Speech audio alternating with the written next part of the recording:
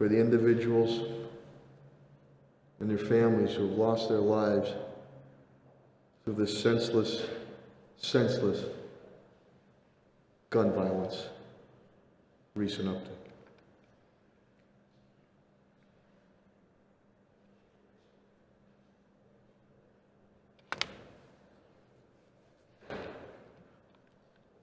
My sympathy, thoughts, and prayers go out to all those who have been affected.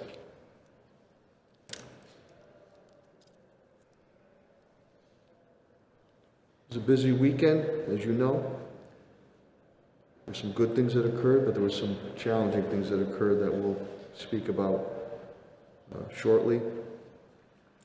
Before I go into the stat sheet, I'd also like to give out a big happy birthday shout out to retired former police board police commissioner Eddie Keating, 90 years young. Happy birthday, Commissioner Keating, and he still has a handshake of iron. Happy and healthy birthday. I want to thank again the media, TV, radio, and print for your continued partnership in getting this information out. I'd also like to thank Dr. Kerouac, President and CEO of Bay State Health Systems, who's been a great partner, and Dr. Robert Roos, the Chief Medical Officer of Mercy Hospital, Trinity Healthcare. Today, Dr. Kerouac will be doing double duty. He'll be doing a joint report. Dr. Roos is unable to be with us today, so he'll do the Mercy also and take questions right after he is done. I want to thank the sign language professionals again. Thank you very much. It's coming up about a year since you've been doing it, and we appreciate that. And of course, I want to thank my cabinet heads all the way down to rank and file, tested and true through a number of natural and man-made disasters, for their continued efforts, and their families too. And a big thank you to each and every one of you, the residents and business community of the city of Springfield, for your continued understanding, patience, collaboration, and resiliency as we move to defeat this COVID-19. Stat sheets, and Commissioner Carlton Harris will speak a little more about it. Everything okay, BJ? Okay. That takes priority. There's been a little bit of an uptick, and we attribute that to a couple things. One, the uptick is some have occurred in the colleges, some St. Patrick's Day celebration, and also we are starting to open up again as we move forward. So the total number of confirmed COVID cases since this ordeal has started is 19,329. Monthly has ticked up to 1,494. Weekly is 546. As you know, the abundance of caution was brought to our attention yesterday. Our clerk's office is temporarily shut down. They have to work from remote, where a deep cleaning has already occurred or is occurring. Complete testing is going on, but Helen and I, following the direction of Commissioner Helen Carlton Harris, abundance of caution, we'll try to get it open as soon as we can. I know we gave a target date of next Monday. If it possibly can be opened earlier than that, we will try to, and we want to make sure that we're able to preserve and protect our workforce in the clerk's office. Meantime, some will be working remote, and we'll try to accommodate as best we can. So apologies to that, and appreciate the public's patience on that. There were no new deaths that we're aware of currently. Commissioner Carlton Harris has told me that's great. Total, again, we've had 232 Springfield residents who have lost their lives, and our thoughts, prayers, sympathies, and encouragement go out to the affected families. So the stat sheet occurs, white is 97 at 41.8%, black is 50 at 21.5%, Hispanic is 78 at 33.6%, Asian is 7 at 3%. Commissioner Carlton Harris and I continue to work very closely with the state, Governor Baker, Lieutenant Governor Polito, and Secretary Sutters, and Health Commissioner Monica Burrell to continue to obtain vaccines. I want to thank Helen and her team. I want to thank AMR and the team in Bay State. Patrick Leonardo, thank you. You've been great partners. Again, the governor and Curative had reached out to us, I think, Helen, maybe a couple weeks ago, and we're working with them and also with State Rep Bud Williams. We'll have an announcement later this afternoon for another neighborhood vaccine site that we're going to be doing in the city. And Helen and I will continue to expand our neighborhood sites in the city of Springfield as soon as we get more vaccines. And from the governor and lieutenant governor. And we're already looking at set sites of Bowen School, the Ray Jordan Center. We're obviously BHN that we're working with, J.C. Williams Center, Warren Street. We just had successful clinics at my the new South End Community Center. Harada School went very well. And also expansion out in the city as we look at the Greenleaf, the Claudio Concepcion Center. So more to come. As I told the governor, you get us the vaccines, Helen knows what to do with them. And we'll get our people, City of Springfield residents, vaccinated ASAP. Back to the deaths again, long-term care facilities stays at 60, residential 172 of that 232 total. Governor Baker has announced that we had advocated, I think a lot of people advocated, there is a homebound program, vaccine shot program for individuals who are really homebound. That contact has to go to the state. Helen and I are not running that. You know, if there's some ability down the road, fine, but that's through the state, so that information is on websites, and Helen can address that. One thing we have continued to do is our telephone banks continue with Health and Human Services staff, Commissioner Colton Harris's staff, Elder Affairs, Sandy Federico and staff, libraries, Molly Fogarty. They continue to be very advantageous in helping out people navigate for vaccine appointments. We continue to deliver meals to our homebound seniors, and we again continue the partnership with AMR. It's been fantastic. Patrick Leonardo, Governor, stopped the spread testing, which I understand is increasing a bit at the Eastfield Mall now, too. Oasis Food Bank, again, we're servicing about 3,500 families. John Foley, Sedesco, the Food Bank of Western Massachusetts. That is currently at Central High School, but with schools starting to go back, they're working on another site. So it'll be there this Friday, but the site might change, so stay tuned for announcements on that. On the updates, we had a tremendous showing this Saturday afternoon. It was a beautiful afternoon downtown Springfield to stop the Asian hate rally at City Hall. Went for a couple hours and very well done as we stand by our brothers and sisters in the Asian community. Yesterday, in the pouring rain, as we should do, we honored our Vietnam Veterans Day ceremony, and as Coach Tom Hodge and Bill Walls and Bobby Sweeney said to me, you know, they lived through monsoon weathers being shot at, so there was no sacrifice for myself and others to be out there to honor and properly thank our Vietnam veterans. We did that at Monument Way. On another good note of the weekend, Friday evening, 85th birthday car parade, and I did a proclamation, but I'm going to thank the police department, Commissioner Clapper, thank you, Sergeant Derek Cook, C3 team came out there, Commissioner Catley, thank you, the fire trucks came out to the Sheriff's Department. For Mrs. Irene Crawford on Wilbraham Road, 301, right across from AIC area, 85 years young, absolutely a beautiful, stunning woman, beautiful woman, and it was put a smile on all our faces. So happy and healthy birthday again, Mr. Crawford. We were honored to be able to take part in that. Mr. Clapper, I also want to give a special shout out to Francisco Duncan. He just retired. Great guy, great cop, longtime member of the Color Guard, a leader of the Color Guard for many, many years. And Cisco, we wish you good health and the best. This Friday, we'll do Autism Awareness Month. I always do that with Sunshine Village. Lisa Poultry will do that Friday. We know many family and friends are affected with dealing with autism in a positive way. Also, and again, I want to thank Attorney Neil Phillips, Springfield Together, Mr. Claproot, C3 Policing.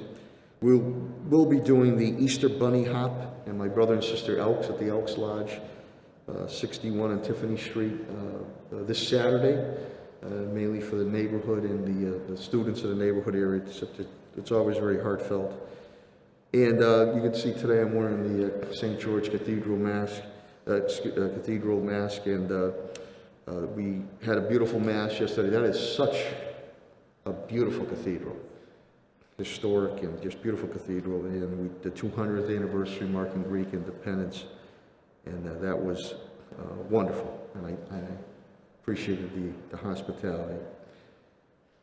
On the police front, Mr. Clapwood indicates to me COVID-19, she is now down 10. There's also one down in the academy. We're looking very forward. It's to be determined now if we're able to pull off the academy graduation for this Friday at Symphony Hall and a number of promotions that are going to occur. So stay tuned on that. That is scheduled for this Friday. But we have to make sure the testing is going on now with the academy individuals. The DOJ meetings continue. And I also want to thank Solicitor Pakula on those continued meetings and Judge Rick Ireland also. We had a tough weekend. We've had a tough 10 days to 2 weeks on this gang uptick violence that is occurring. Springfield Police Department took off a record 275 guns off the streets last year. They've already taken off 30 guns this year. Senseless loss of life that is occurring. As we've done before, we partnered, great relationship, with State Police. Commissioner and I have called them in. I thank Major Mike Hable to turn up the heat on these gang members, as they have done, making it uncomfortable. We need to make it uncomfortable for our residents and business community. We need to make it uncomfortable for them. In turn, we have a multifaceted approach, whether I'm doing it through the Health Department and Mental Health, Commissioner Helen Colton Harris, Brother Johnny Vernon of the Mission, Nation of Islam, who was with me Saturday. I'll be meeting with him on our street attack there. We also reach out to the community. Commissioner Clapper and I and Brother Johnny Vernon and Councilors Mallow Brown and Jesse Letterman were out with the McKnight residents Saturday, and we did have conversations, and they appreciated that after what had occurred there, and they appreciated our efforts on it. So we will knock this down again. And again, I need my courts to help me out. I also need family members, mothers and fathers, to step up, because the life you save could be that of your child's life. There's many more positive opportunities that we offer our young people, no matter what creed, color, or background, here in the city of Springfield. And we ask you to take advantage of those opportunities. But we're not going to tolerate this senseless gang violence. And again, these are all gang, gun, drug related. These individuals are known to the Springfield Police Department and our court system, and many are repeat violent criminal offenders who have been let back on our streets and in our neighborhoods. And that is not fair, that is not right for all the residents and the business community here in the city of Springfield. So we will continue to knock that down, and there's a much better way to go. On the fire front, Commissioner Calvi indicates to me he's down 2 with COVID-19. It was a 2-alarm blaze, again, at MCDI. We had made IDs. These are neighborhood kids, minors. And fire department did a great job knocking it down. It was their Saturday morning. Again, they were fencing and doing the area. But I'll tell you what, I've had it. It's gonna be demoed. It's gonna come down. It should not be there. You have beautiful families that live on Wilbraham Avenue there, and beautiful homes there. They shouldn't have to put up with that. God forbid something happens. Nor should my fire department be put in harm's way. So I know there's potential development there, but I've ordered that to be demoed out of respect to the neighborhood and to the public safety front. It's dilapidated, graffiti written, and again, these are IDs have been made. These are neighborhood kids, minors, who've gone in there to torch that twice. And families need to step up on that also. DPW Director Sidoli indicates to me he is down 1 with COVID-19. Pothole patrols are out there. Please call 311. Yard waste pickup starts tomorrow. On your recycling days, starts tomorrow, March 30th. Street sweepers are out there. Director Signoli is still in need of CDL drivers, and traffic light technicians are still needed. Superintendent Warwick indicates to me meals, again, we now have served 6,813,288. This weekend, 79,056 went out. Breakfast, lunch, and dinner. The continued reopening plan moves forward. Teacher vaccinations move forward. Tomorrow, I believe, Superintendent Warwick and I will be together making announcements from Rebecca Johnson on safety protocols and guidelines as we get back into school with our students and teachers and staff. Finances. CAFO TJ Plan indicates to me since this has started, we're down 8.1 million. We're running a deficit of 3.9 for FY21.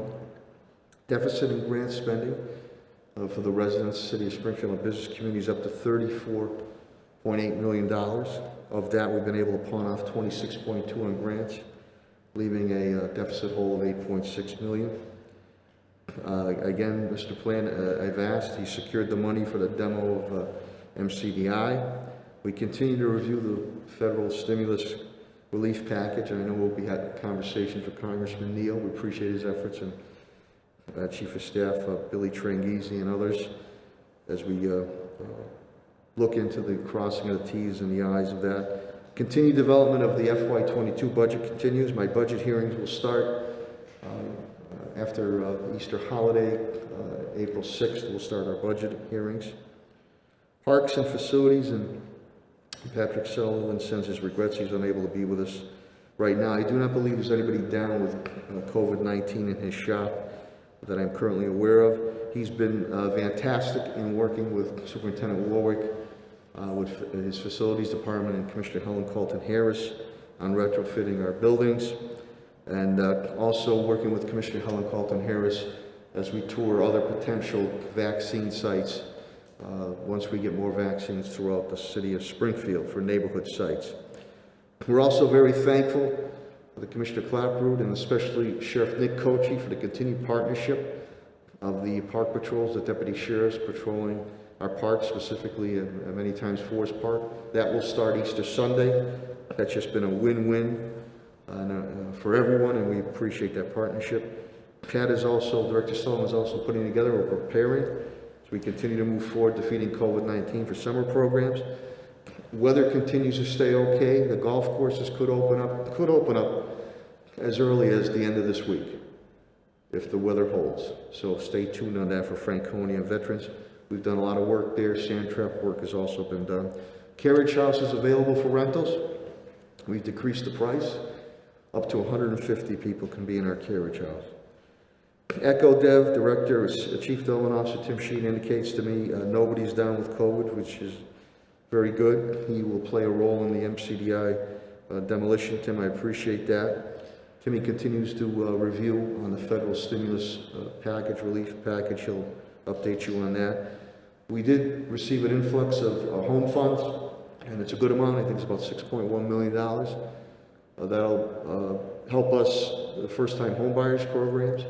Also, I think help us with the relief type program we put together with Wayfinders to help people who are struggling with rents and mortgages and utilities and other things. So stay tuned for that. Timmy and I will be working with EDC pertaining to an initiative this week. We did Brookings School, the old Brookings School housing groundbreaking the workforce development housing, and there's been a tremendous transformation that has occurred on the Central Street corridor, just tremendous.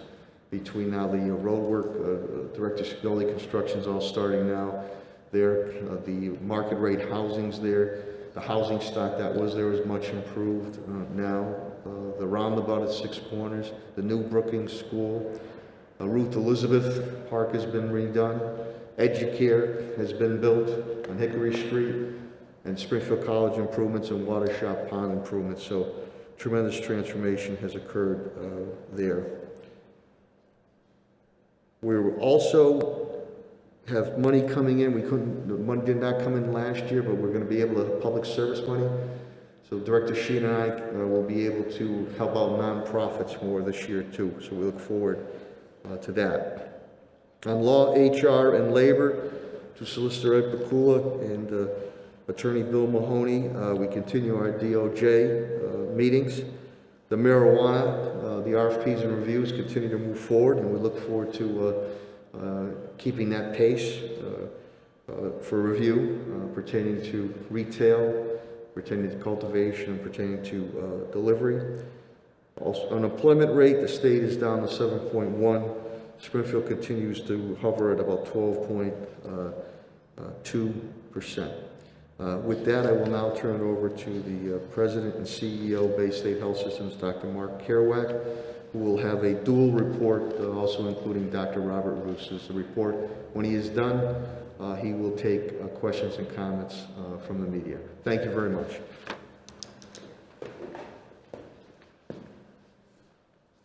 Good morning, everybody. Thank you, Mr. Mayor, for holding these events and for the cooperation of your leadership team. Before I begin, I'd like to acknowledge my friends and colleagues in the Jewish community for the start of Passover last night. It's fitting this year that the country of Israel is celebrating. 80% of the adults in that country have been vaccinated.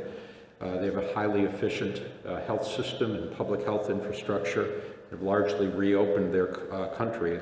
Truly, the angel of death has passed them by this year. I also wanted to give a shout out to the doctors of both Bay State Health and Mercy Medical Center. Tomorrow is a relatively obscure holiday called National Doctors Day, and I wanted to acknowledge all the personal sacrifices that the doctors of Bay State and Mercy have made, standing tall this last year. So thank you. On to the COVID news. I'm sorry to report that we are entering a new third surge of our pandemic. It seems to be a different sort of surge, predominantly involving young and unvaccinated people. However, it's important to remember that young people are often in contact with older individuals or people with multiple risk factors, and so it can be serious. Average age of hospitalized folks is falling because most seniors are vaccinated. We don't hear much anymore about outbreaks or even individual cases in nursing homes. A number of things may be driving this. Clearly, there are more of these highly contagious variants out there. I'm told from some of the labs in the East that a majority of their isolates that they're typing now are of this UK variant type, which is more contagious.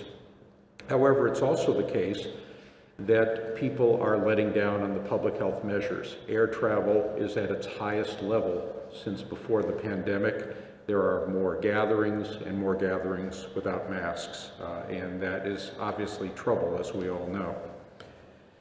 In terms of the global scene, there are surges happening in Europe, particularly Eastern Europe. Brazil is having a terrible time. Their health system is overwhelmed, as is India.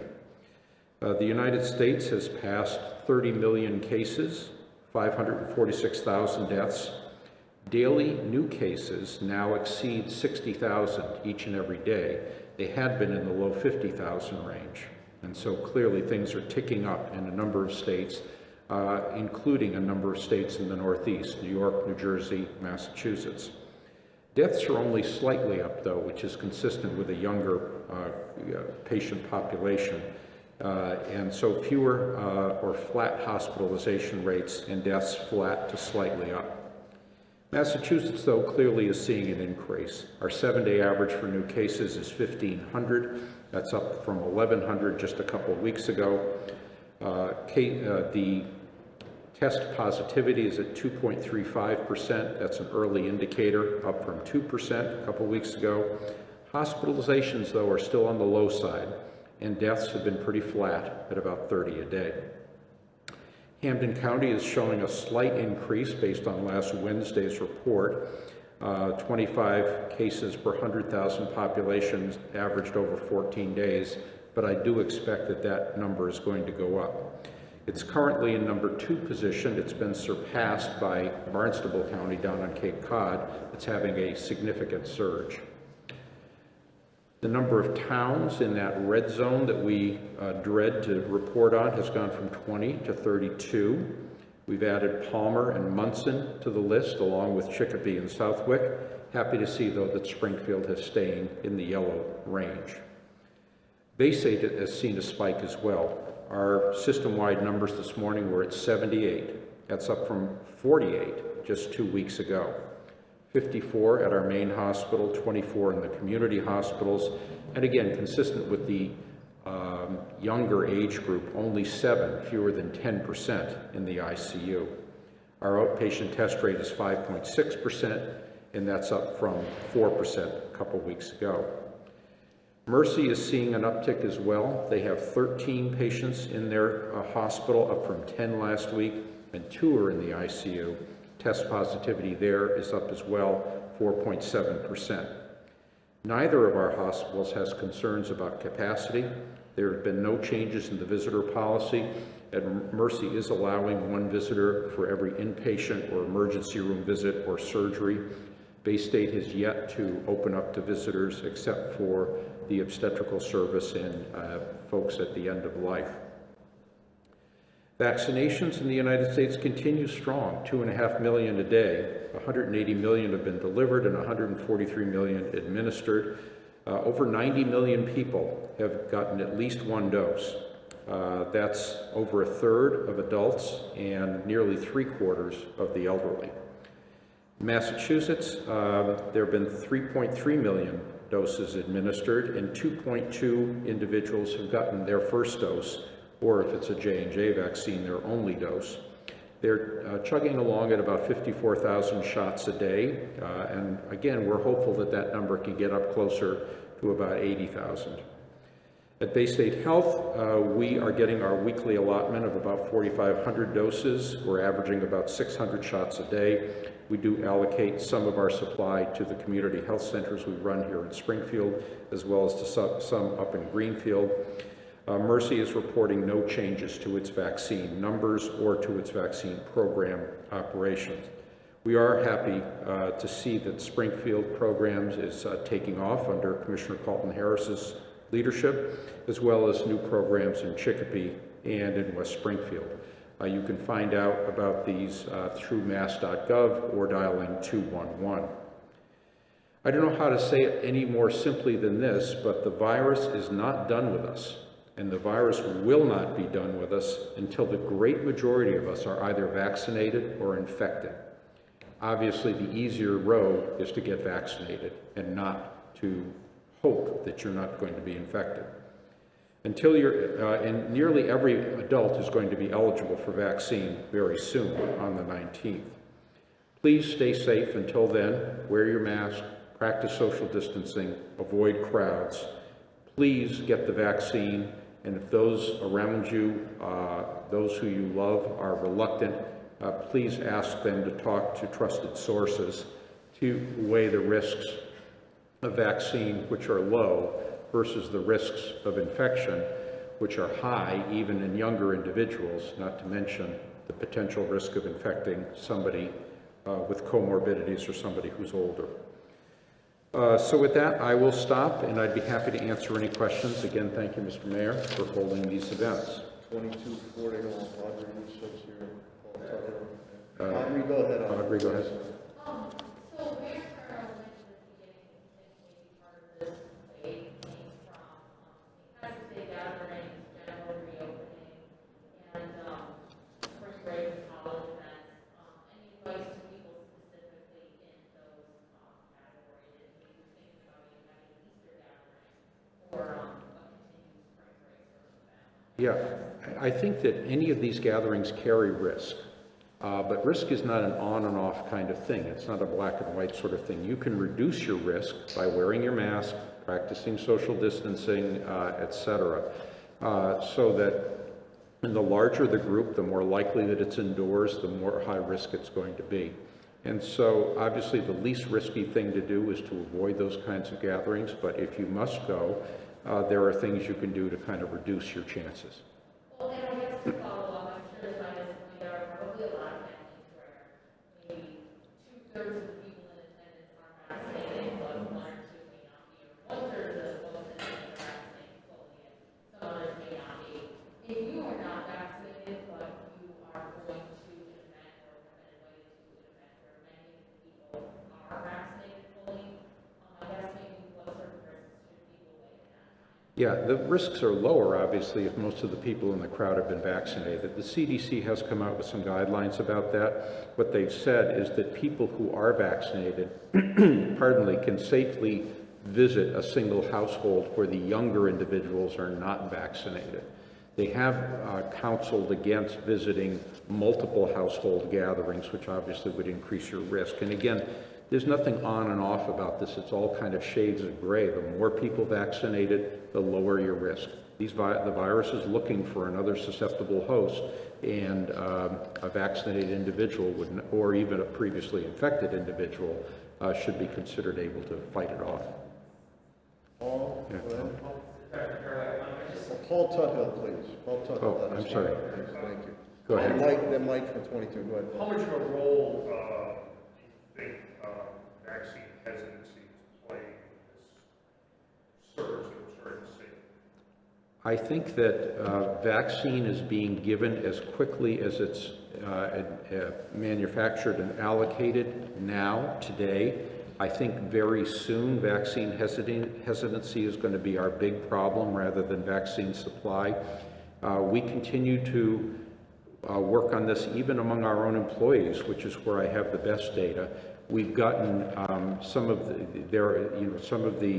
Black and Latinx employees were initially vaccinated at about a 30% rate compared to the rate among whites, which is at about 70. We've gotten the employees of color up to 50%, but that's nowhere near close to where we want to be. Overall, we're at 80%. You said that this, that most of these infections are coming in younger people. Yeah. Would it be wise to accelerate the timetable for vaccinating younger people in Massachusetts? I mean, I know we're talking about Just a week or two, and it's largely a theoretical thing anyways, because they're not getting that much more vaccine right now. It's effectively, there are far more people interested in being vaccinated than there is available vaccine today. So I think really until we get more federal supply, it's going to be kind of an academic point. Mike, anything for 22? Dr. Garwick, I'm just curious, I noticed in some of the trends in like the daily report from Bay State, there was seeming a larger spike in some of the community hospitals, which in like Munson and Palmer would seem to be a little bit consistent with that. Is there any, epidemiological or other data that might suggest that there was more of a problem out there that might have been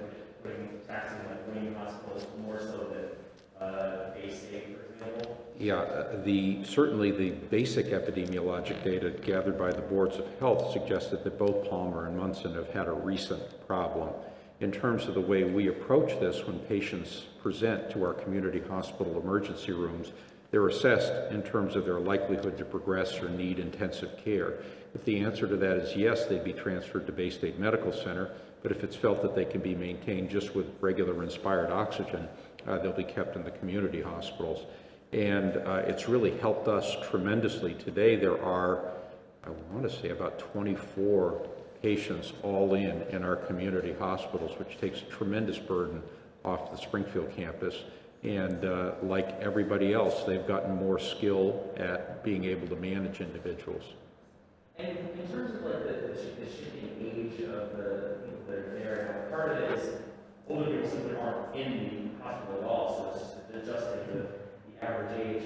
And this, was sort of observed in some other countries, like they refer to it as like an increase in younger people in the hospital. It's never been really clear whether that's just an increase in proportion, which would make sense if you have fewer older people there, or if there actually are numerically more younger people in the hospital. Are you observing anything like that, or just a numerical increase of young people in the hospital? There is a numerical increase of young people now in these last couple of weeks, both in our country and in other countries as well. But I don't want to leave the impression that this is somehow isolated or contained among young people, because young people interact with older individuals, middle-aged individuals, individuals with multiple multiple chronic illnesses. And so if this were, let's say if it were some kind of restricted college campus outbreak, that's a whole different thing than if it's loose in the community and the young folks are being vectors for people in higher risk groups.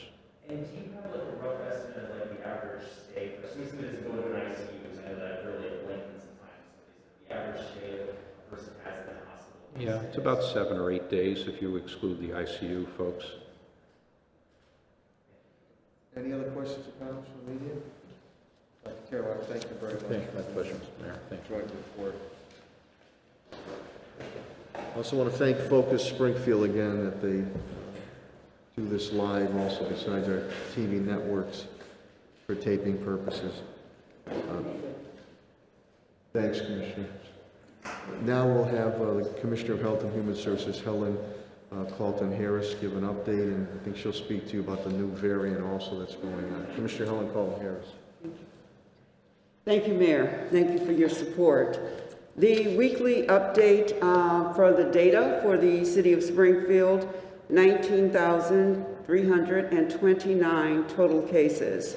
Cases by day: Sunday, 44, Monday, 43, Tuesday, 46, Wednesday, 67, Thursday, 103, Friday, 116, and Saturday, 127. The cases by age: 0 to 10, 53, 11 to 20, 112, 21 to 30, 133, 31 to 40, 84, 41 to 50, 61, 51 to 60, 49, 61 to 70, 37, 71 to 80, 13, 81 to 92, and 91 to 102. Cases by zip code: 04, 65, 12%, 01, 4, 1%, 03, 20, 4%, 05, 29, 5%, 07, 52, 9%, 08, 94, 17%, 09, 155, 28%, 18, 43, 8%, 19, 43, 8%, 28, 4, 1%, 29, 21, 4%, 51, 16, 3%.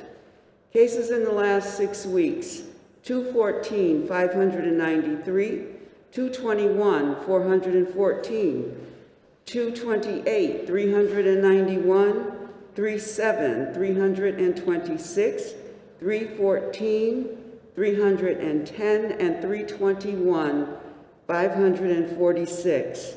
We have seen a 42.3% increase in the positive cases since last week.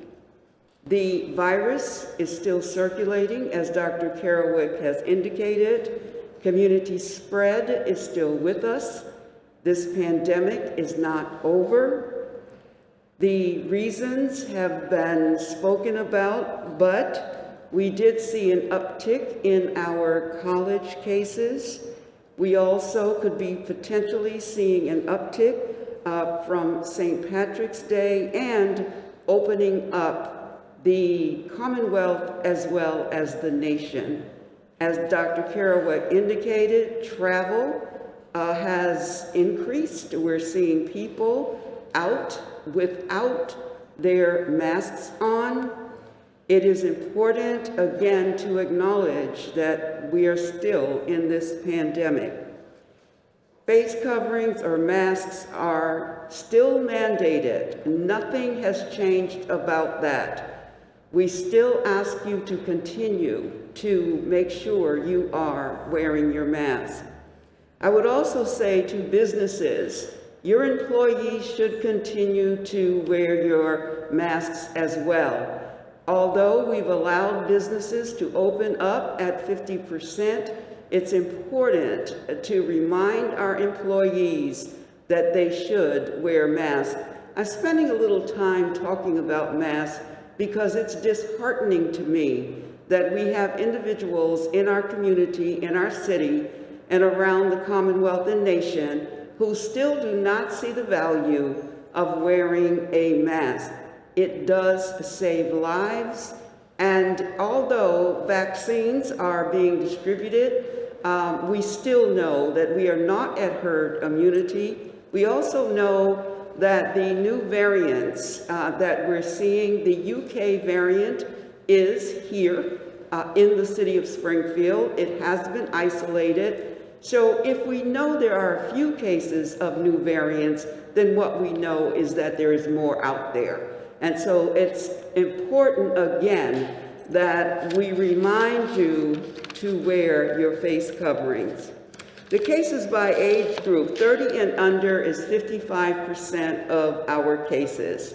31 to 50 is 26%, and 51 and older remains at 19%, where it has been for the last 3 weeks. That 30 and under number does indicate the number of individuals at institutions of higher learning who have tested positive.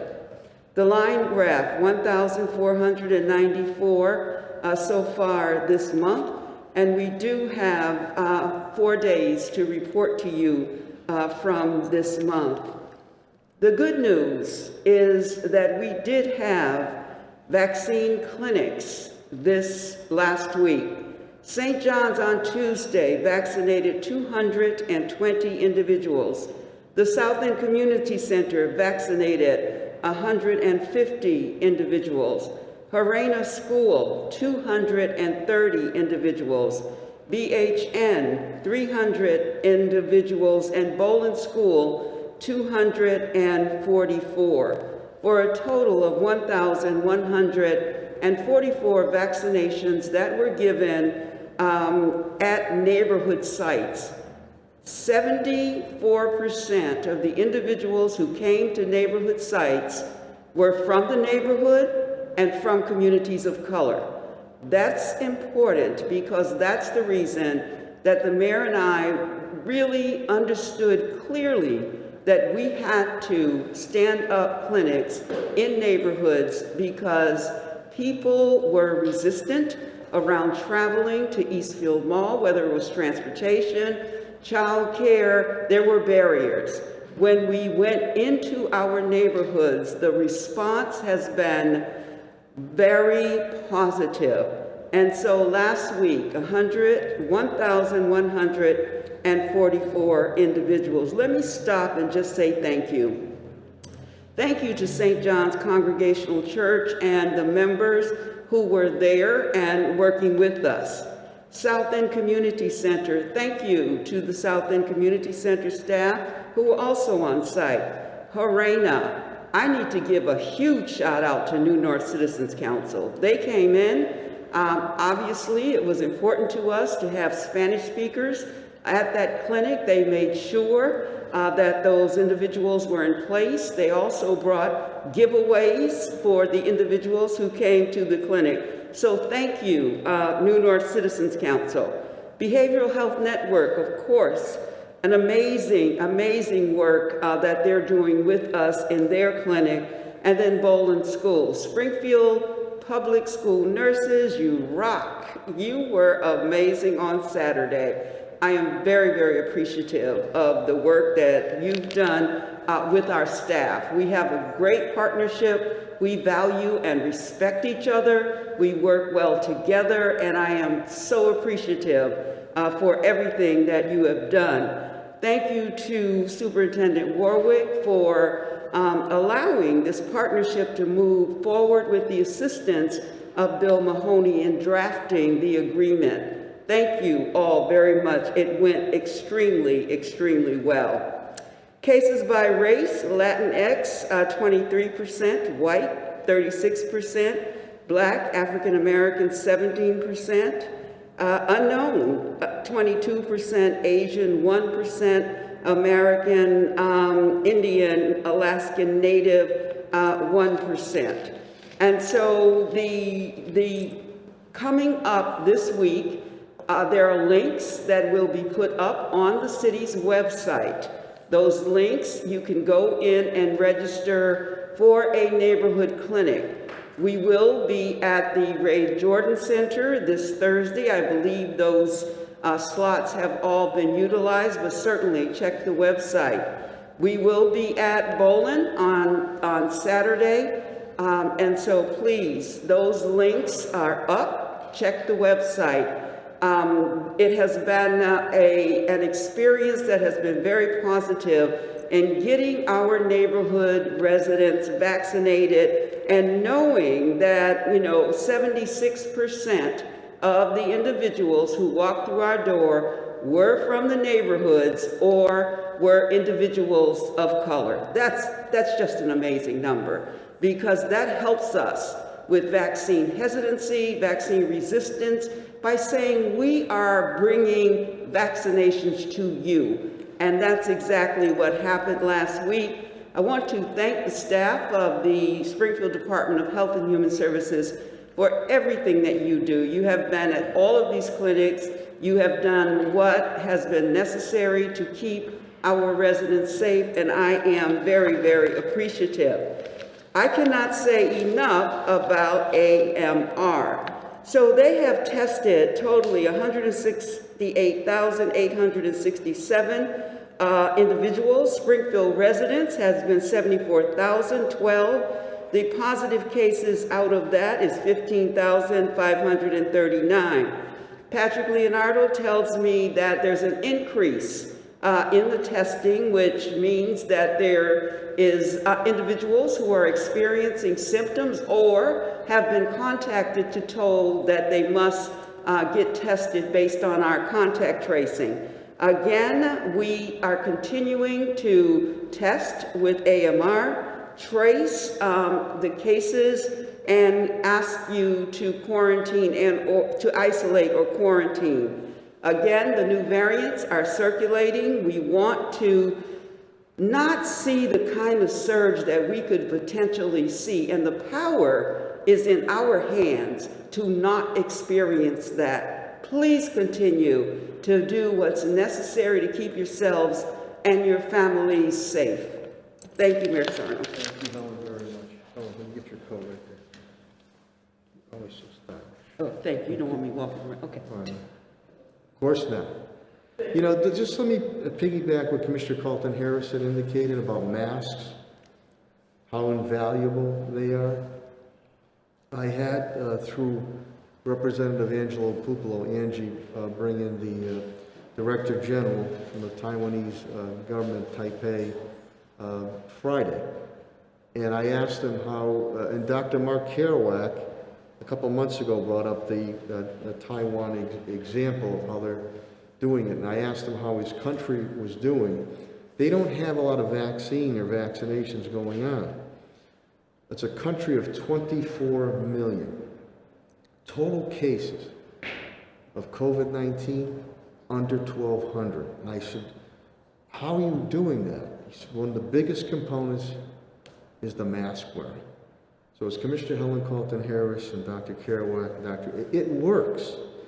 And we're not out of the woods yet. We're getting there. So that's extremely important. And I also want to thank, again, Governor Baker, Lieutenant Governor Polito, and the State Health Department. Helen and I put across our preference was neighborhood sites. And that's what we're going to continue to do as we get more and more vaccines. So in turn, with the governor putting up mass vaccination sites at the Knights of Columbus and Chicopee and the Big E, that will take some pressure off of Eastfield Mall and Curative, which will be very, very helpful. Fought very hard, lobbied to get that in Springfield, so that helps. But Helen and I will continue to be laser focused on getting us the vaccines to do those neighborhood clinics, basing it on statistics, underserved population. I'm happy with the stats that we're really reaching the brown and black population. The more vaccines we get, we're going to start looking to other areas in the city. And the hesitancy, I think, Helen, our strategy is that if they say, hey, Mrs. Smith or Mrs. White, Mrs. Black got the shot and they feel okay, they're going to tell other people, go get the shot. So that's a strategy we're going to continue to use besides the mass vaccination in the Eastfield Mall. We'll now move to the public safety component, and I will bring up the Fire Commissioner of the City of Springfield, Bernard B.J. Kelvey. They did a tremendous job. Two alarm at that MCDI building, and it's just terrible because that MCDI building helped out thousands and thousands of people for job and training opportunities, and to see it how it is now, it's got to come down. Commissioner Kelvey.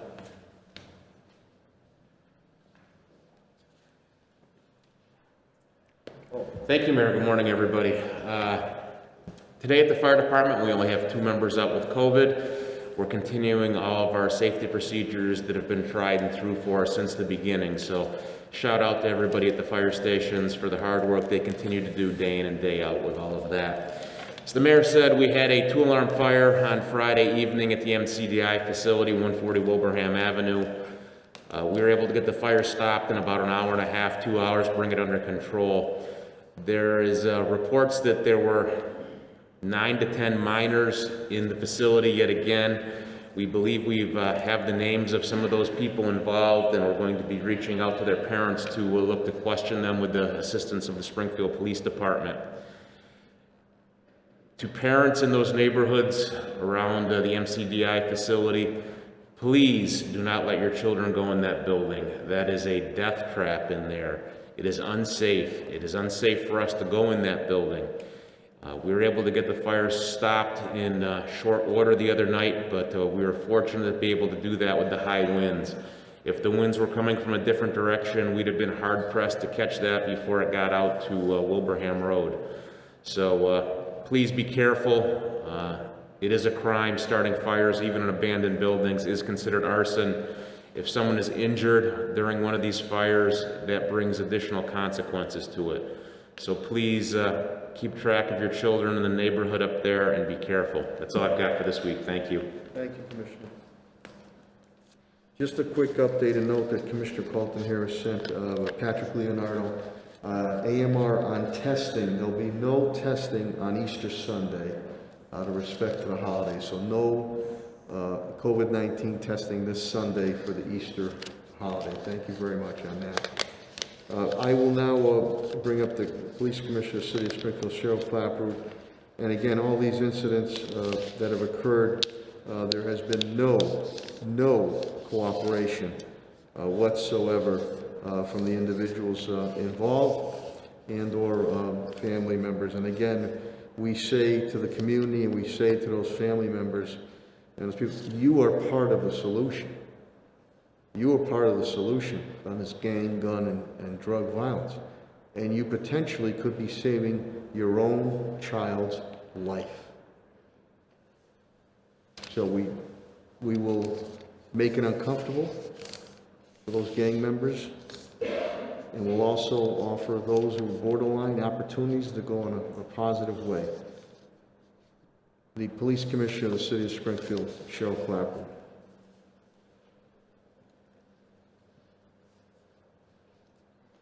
Thank you, Mayor. The police department currently has 10 out with COVID. Unfortunately, we also have one recruit who tested positive, and now I have one recruit who's experiencing symptoms. So the class graduation is scheduled currently for Friday, April 2nd at 11 at Symphony Hall. We will only do that if it's safe to do so. So the class this morning responded to Eastfield Mall. I thank also Patrick and AMR. The entire class and the staff were retested this morning, so tomorrow we'll see the results of that and see if we can safely have a graduation on Friday or not. The other 10 employees of the Springfield Police Department are fit into the category that Dr. Kerouac talked about. They are young women and men, employees of the Springfield Police Department who chose not to get vaccinated. And from what I can tell, they caught COVID not from work environment, but rather from the home environment. So we're dealing with that. On Friday, at 8:25 p.m., officers responded to ShotSpotter on Quincy Street. 2 men were shot. One was actually dropped off at the police department headquarters and then transported to Bay State. A second victim was located near the scene, transported to Bay State as well. Both are currently in Bay State with serious injuries, but expected to survive. Both are validated gang members, and both have previous firearms charges. Neither is cooperating with the police investigators at this time. On Saturday at 7:15 p.m., officers responded to a gun call. We found the suspect, 29-year-old Kelvin Jones, hiding under a car. He fled on foot, jumped a fence, at which time a firearm fell from his waistband. He picked up the firearm, continued to run. Officers eventually got Mr. Jones to stop, and they did recover the handgun. It was a semi-automatic large capacity loaded with 12 rounds, 1 in the clip. Mr. Jones faces numerous firearms charges.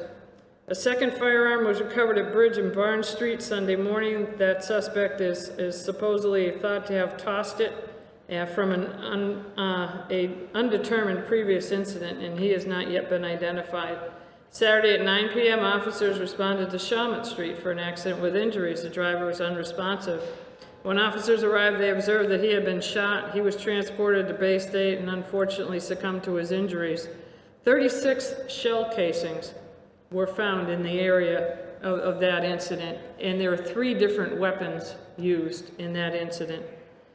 The victim is unfortunately a 26-year-old victim and had ties to the gang incidents, and we believe all these to be somehow connected, and unfortunately they are not. None of them are cooperating with police investigators. Sunday night, officers were dispatched to La Quinta Hotel, Congress Street, after ShotSpotter activation. Investigation revealed individuals had rented a room there, celebrate a birthday. They were on Facebook Live inviting people to the hotel. A fight broke out. An individual fired 1 shot through the glass door of the hotel. No one was struck, and no one's cooperating with who was involved. And that's what we're facing here. We're facing gang members that do not cooperate with the police. They say they will take care of it themselves, so we're in the midst of a retaliatory gang war, so to speak, where the investigators, as hard as we try, are not coming up with enough information to make any arrests. On Shawmut Street, we were faced with also 35 shots fired, and no one witnessed it, and very few calls to 911 because unfortunately at the same time there were a lot of fireworks going off. So to hear 35 repeated shots go off, I think most of the neighbors now tell us that they thought it was fireworks. So that's what we're faced with. That's why I welcome Colonel Mason today at 1 o'clock at 130 Pearl Street, along with Major Mike Hable, and any assistance that the state police can offer us. And what I'm looking for from the state police is their presence. I'm looking for them on the evening shifts to help us with additional patrols so I can make sure neighbors feel safe. These are targeted attacks. They're not random. But there are so many shots being fired that I feel we're dealing with fire. Someone eventually be struck unintentionally, or an officer will be hurt. So I feel it's my responsibility to do everything I can to protect citizens of Springfield and my own police department officers, the women and men who go out there every day, and have as much presence on the street as I possibly can. We know the players involved. They're bold and brazen, and there's a lot of reasons behind that.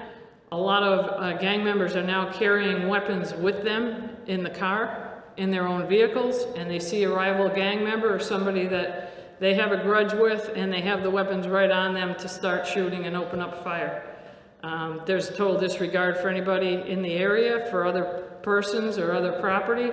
It's a dangerous situation that's going on now, so I will team up with state police.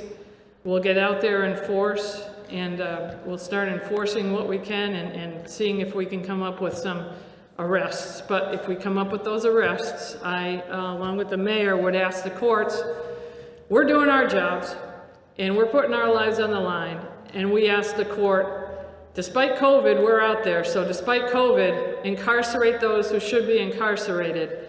A 2-week or a 2-month stint being incarcerated is just making these gang members more emboldened, and it's not putting an end to the problem, and the people of Springfield deserve better.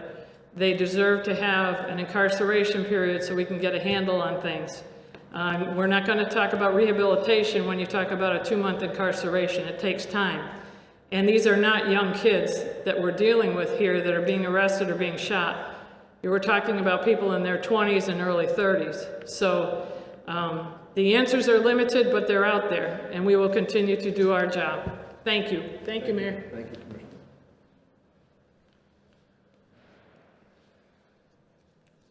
Commissioner. Mr. Clapper has hit it right on the head. When you have, we said last week, when you have the courts sending out bail for gun charges, $500 bail, 18-month suspended sentence, the gang members feel empowered. They are brazen. They know that if they do get any time, they feel that they can do it standing on their head. And again, these are repeat violent criminal offenders that unfortunately have to be incarcerated. For those that are borderline, we have ways to help you to go to positive route. When I'm out there with the residents and the business community, no matter what creed, color, background, they say to me, Mayor Sarn, we just want to be safe and we want quality of life. Goes across the board. And when you look at the statistics, overall statistics, my weekly statistics, overall crime in the city of Springfield is down over 20%. What's up? Felony assaults, the guns. So, Commissioner and I don't want to see anybody get hurt, including those who are perpetuating these crimes. But you're going to have people who have no involvement that potentially get hurt. And we will continue to work through Health and Human Services on the mental health aspects and other programs. But right now, this brazenness is going to stop, and it is going to stop through the police department and with the state police. So fair warning, especially to the families and to the parents. We can end up saving your child's life. You can end up saving your child's life. Be part of the solution. Step forward. The community needs to step forward before it hits home. With that, I'll bring up the Superintendent of Schools, Daniel Warwick, and he'll give you an update as we come closer and closer to reopening our schools. Superintendent Dan Warwick.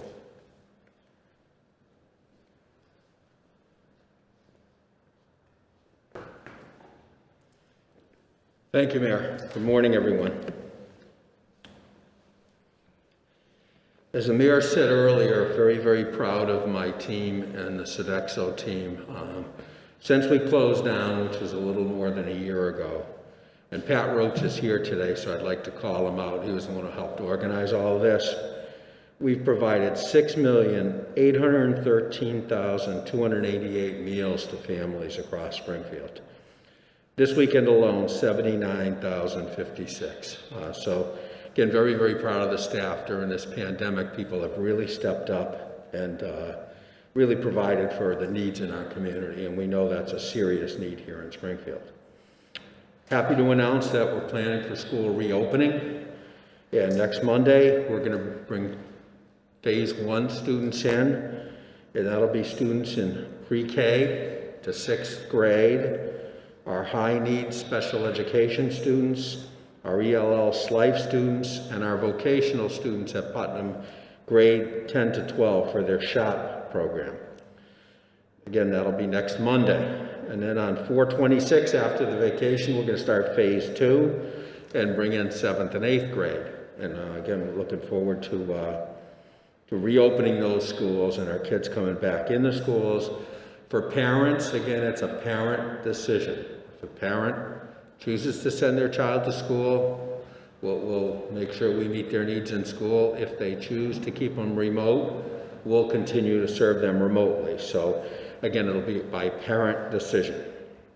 Right now, the decisions are pretty much going 50-50 through most of the K-8 programs. So about half the parents are choosing to send their children in, and about half are choosing to stay remote. High school has not been determined by the Commissioner of Education yet. He's holding on high school. Very difficult at the high school level to keep the cohort groups together all day. It's more like a remote program in school. So we're waiting to do the high school last, and we're waiting for the Commissioner to take the lead on that. I think he's been very wise in going slower with that, because at the high school level, it won't be popular if they return to school, but it'll have to be isolated in the same room and in essence doing remote education from that classroom for the day. So we're going slower on that, and we'll see how that pans out. Since we closed down, I want to call out Pat Sullivan and John Carrigan, who are also here today, and Bob Kircher from O'Reilly, Talbot, and Oaken. They've done a great job. You know, we hired an industrial hygienist early on, and we've done almost $1.4 million in rehabbing all of our ventilation systems through all of our schools so that we'll be ready for our kids to return. So just a great job on that. And again, the support of our mayor, along with all the technology upgrades we had to make to service our families. During the remote process, we've kept our attendance at 92.2%, only 0.8% off the regular attendance, and that's due to the investment we've made in technology, again with the support of the mayor. He did all the building upgrades, all of the technology upgrades out of the city budget, so Springfield did not have to lay off any school staff to fund those upgrades. So I'm very grateful for that. Thank you, Mayor. To open up, we made further investments. We are giving the teachers an extra laptop and an extra docket cam so that they can provide both the remote and the live instruction simultaneously, and they have the technology, and we provided a lot of PD for them to do that well. We had a little glitch in our Fall 2 sports program with football, and again, Helen Carlton-Harris has been great with us on bringing our sports program back, but we're going to have to shut down and do some more tests before we restart football because we had a few cases of COVID there. The school committee voted to have spring sports available for our students, but the same caveat with Helen's recommendation. We're going to have 3 testing periods during the spring, so we'll make sure that everything is safe. Our meals program, now that we're reopening schools 4-5, we're going to do the program, but the 18 sites are going to morph into 11 sites, but they're in every neighborhood in the city. And we're going to deliver the meals to any family who needs it from 4 to 6 in the evening. And the new sites will be on our website. So that'll start next week. So we're going to continue those meals programs for families that have been so effective. That's all I have. Thank you, Mayor. Thank you, Superintendent Warwick. We'll now bring up the Director of Public Works, Director Chris Signoli, and he'll give you an update on the efforts that continue to go on overall with DPW. Chris Signola?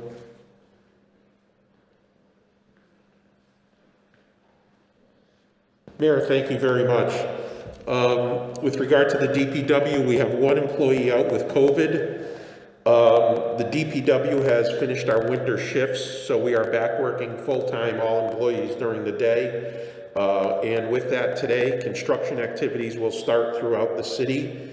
Our yard waste program begins tomorrow, so if it's your recycling day, you will be starting with your yard waste. And a handful of the projects, Bay and Berkshire, which is a state project, and Berkshire Cottage and Harvey Street reconstruction will be starting in the next week or two.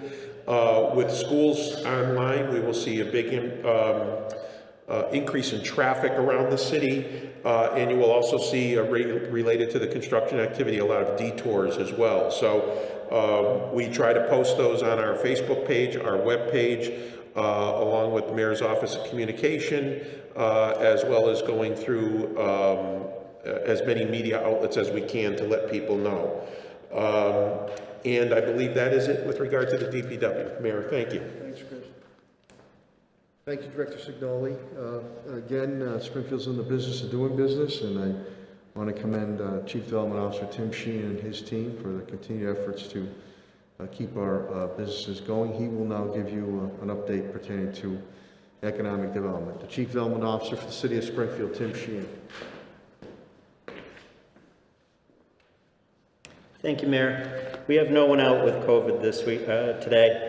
Last week we were informed Springfield's home funding from the American Rescue Plan Act will be $6.1 million.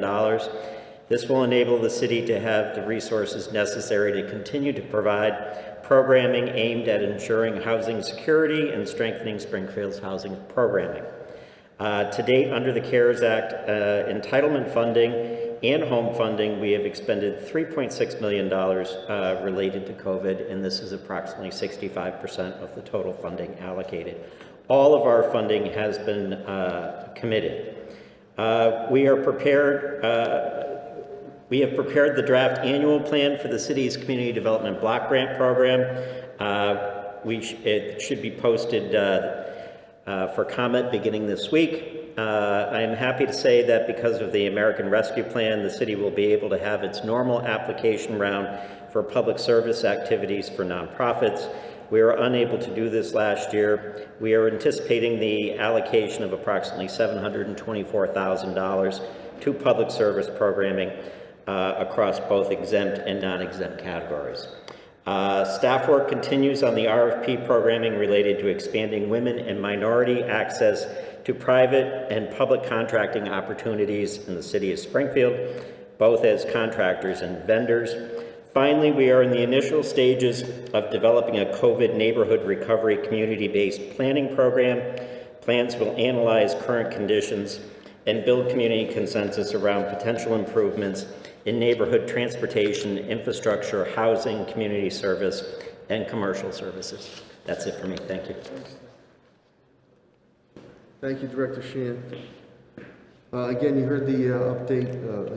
Director Sullivan, Pat Sullivan, is unable to be with us today and gave you a brief update from Solicitor Ed Pakula and HR Labor Director Attorney Bill Mahoney. With that, we'll take any questions or comments you might have of the cabinet heads or myself. Audrey? Sure. Commissioner?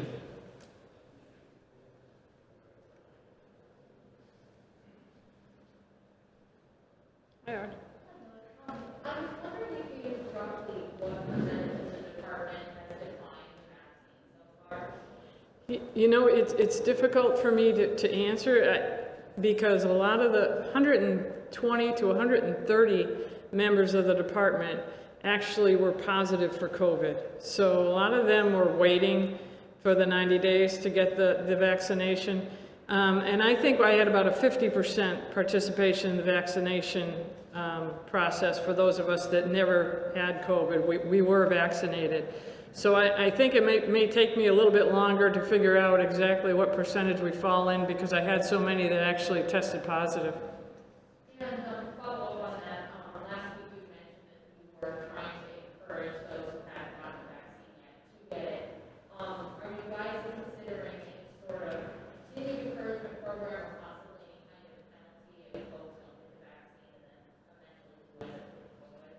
Yeah, we're not considering any penalty. I know it's a real personal decision, and I know there's reasons out there why people don't want to be vaccinated, but we certainly are encouraging it. And the captain of the Academy and Training Division kind of gave the recruit class a speech 2 days ago, saying that the command staff, the captains, and those of us who have had the vaccine are showing no issues, no problems, and it's going to be difficult to go into a workforce scenario, you know, not knowing who's vaccinated, who's not. We're still doing all the proper precautions, and we will continue to do so.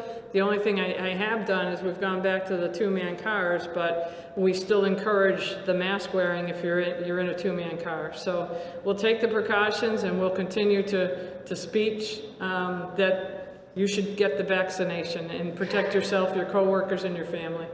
And last follow-up, then that's it. I'm just wondering how the 10 officers, being down officers, maybe is affected by your guys' ability to respond to some of the ongoing crime violence that you talked about earlier. Right now, 10 officers down doesn't hurt me, doesn't affect me. We can cover for that because on any given time, I usually have enough people out training or that I can call back or in different positions. So 10 doesn't hurt me. It's when we start talking about 25 and more that would start to cause some callback or other ways to supplement their missing.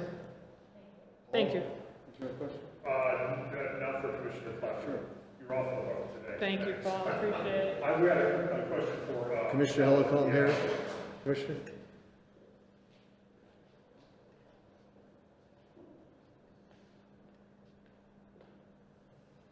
Commissioner, the program that the state announced last week to vaccinate the homebound, and the mayor mentioned that your department isn't involved in that. So how is that going to work in Springfield? The Commonwealth has on its website a link that will allow you to go in and register anywhere where they're standing up homebound clinics. I had requested to be able to give AMR the city's vaccine so that they could do our homebound services. However, because currently they're not in the mass immunization registry system, that request was denied. And so we will use the state's process to vaccinate homebound in the city of Springfield. So who will be doing this then? Commonwealth Care Alliance is the company that will be doing the vaccination. There is Commonwealth Care Alliance in the city of Springfield. There are programs here, and so they may use local individuals to get that done, but it will be done through Commonwealth Care Alliance. Now, I mean, the issue of the technology access comes up, you know, constantly when we're talking about the attempt to vaccinate people. Is there a phone number that people can call who are homebound to get to schedule an appointment, or do they have to use the website? That's an excellent question. No, they do not have to use the website. There is a phone number. They can call that 211 number and should be assisted to sign up for homebound vaccination. Thank you. Well, just to give you an update, that the 211, but they also, this is again through the state, homebound residents or the relatives can call, this was as of March 25th, 1-844-771-1628. This was to begin the process of scheduling an in-home vaccine appointment, and I believe those lines are now, that line is now operating, but 211 is a good clearinghouse. That's United Way in the state. And if we can, I agree with Helen, AMR has been an outstanding partner.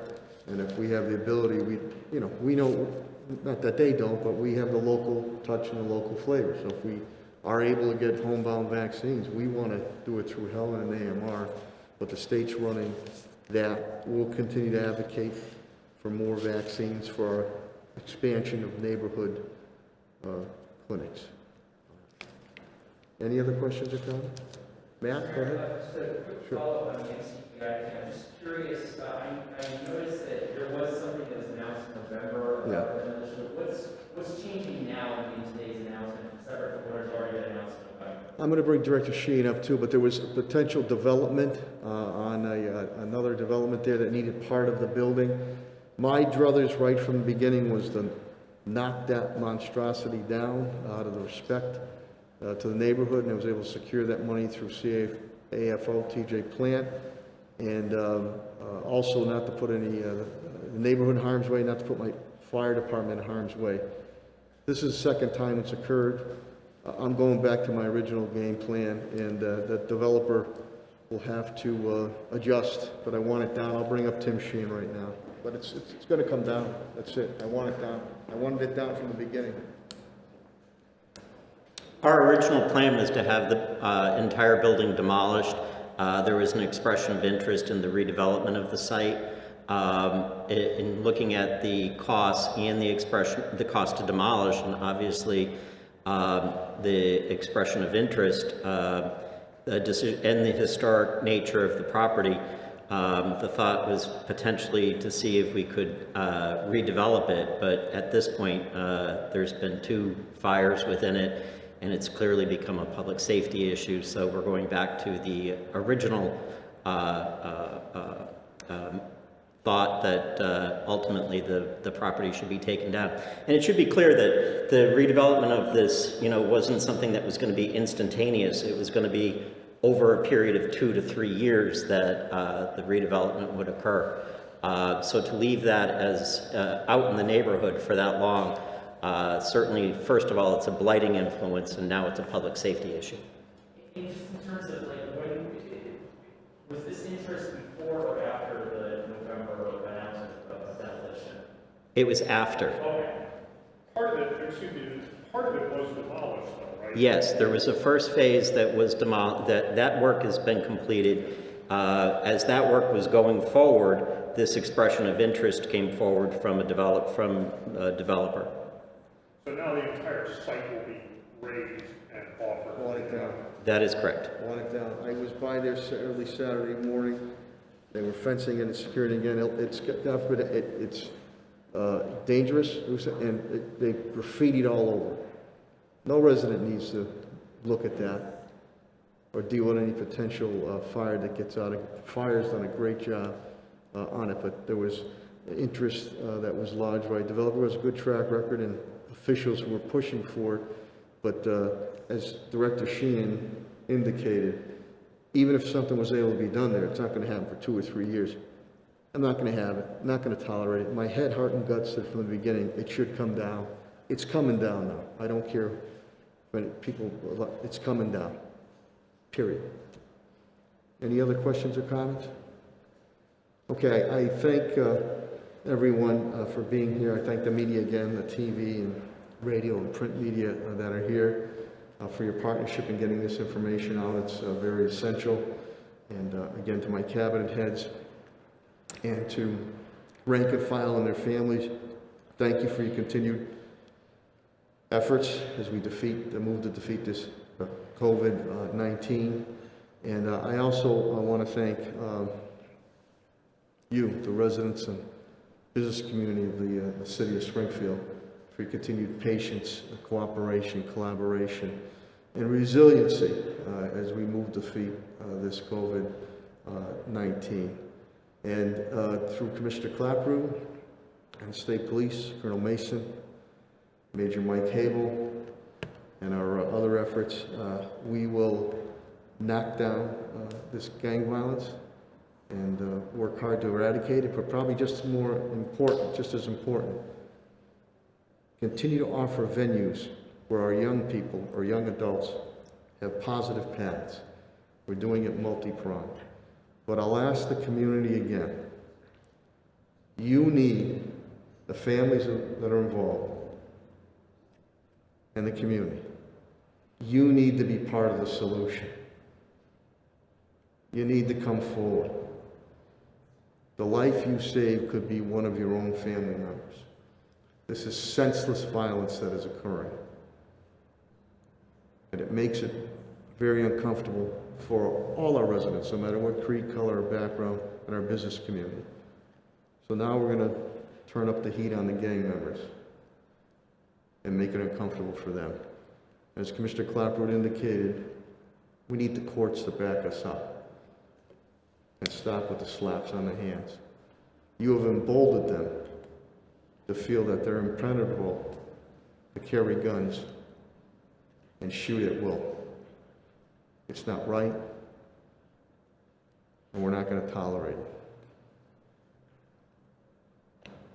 To each and every one of you from the Jewish faith, happy Passover. To each and every one of you from the Christian and Catholic faith, happy Easter. And to each and every one of you of the faith of Islam, which is right around the corner, happy Ramadan. Stay healthy, wear those masks, go out and have a great day, and God bless. Thank you very much.